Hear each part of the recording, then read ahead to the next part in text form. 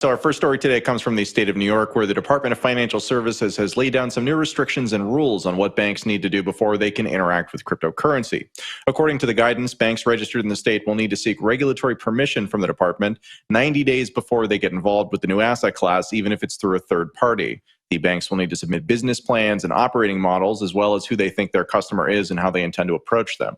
This applies to all services, including crypto transmission, custody, buying, and selling, again, even through a third party.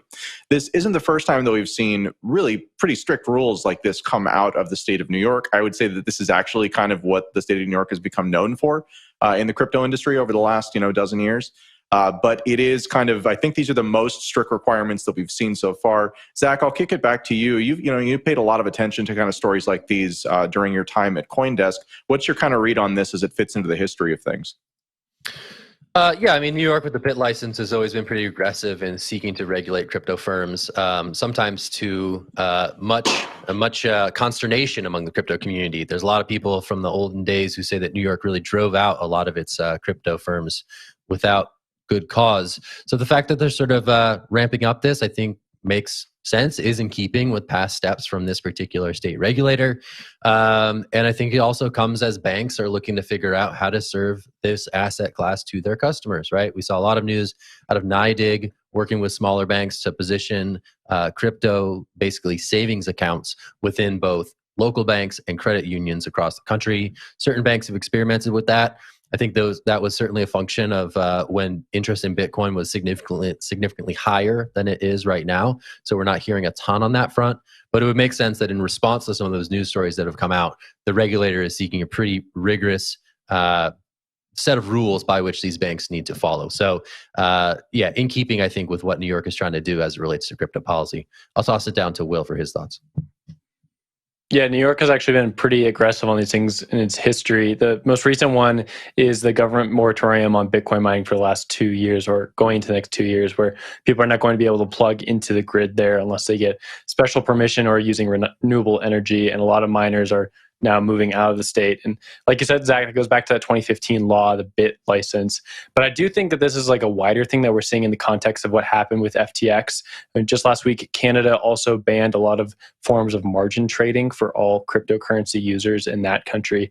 So I think we're going to see a lot of knee-jerk reactions coming out of what happened with FTX from lawmakers. If they have the ability to do it just as regulators without being elected and it's within their power, their jurisdiction, I think they're going to do that just because of like the picture, right? If you're a regulator and you're not taking aggressive actions in order to make a scene at the very least or make a headline in the wake of FTX, then I think you're probably not doing your job, or at least in the eyes of your constituents. This is a bummer for a lot of people who are involved with the space, though. It's certainly a bummer. Zach, kick it back to you. Yeah, I think it's a really good point because, the crypto picture is painted in broad brushstrokes, and we see FTX becoming emblematic for a bunch of crypto things that the disaster does not speak to many of the crypto things that are being hauled in this massive net from regulators both at the state and federal level. We were talking this week about a bill put forth by Senator Elizabeth Warren, which is guilty of some of those things, according to Coin Center, which is probably the leading advocacy organization for crypto in Washington, D.C. So we're seeing a lot of this stuff come out where it's sort of not a perfect fit. And even in some of the conversations around how to regulate this industry don't really sort of situate themselves in the facts of what happened with FTX, which is a sort of a fraudulent middleman was involved here, right? And as opposed to trying to regulate fraudulent middlemen out of the system, they're seeking to regulate some of the underlying technologies that may indeed ultimately solve some of the problems that these FTX-like situations are really all about. So I think that just that broad brushstrokes understanding of what crypto is in sort of the general consciousness continues to rear its ugly head in ways, especially in the regulatory side of things. Jen, I saw your hand tossing at you.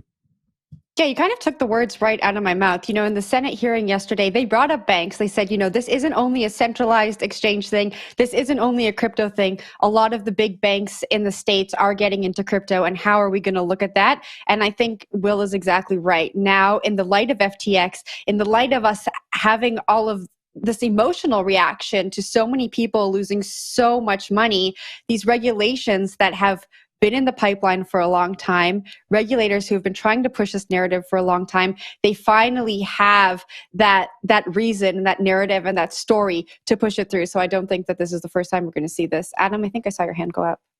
Yeah, just a quick thought at kind of the end of all this. When we're talking about kind of these types of permission regimes, permission is the important kind of part to focus on here, right? Banks are heavily regulated. They have all kinds of requirements that are already placed on them.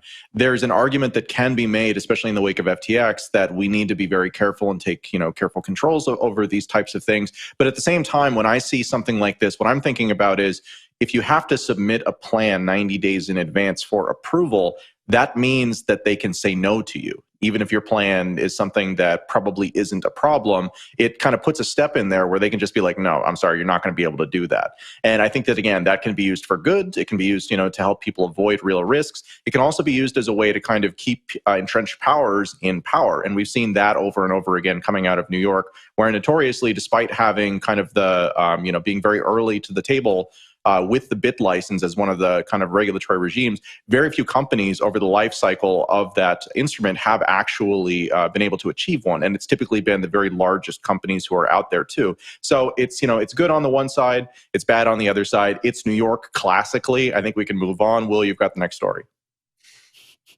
Yeah, from the institutions are coming to the regulators are coming seems to be the headline there.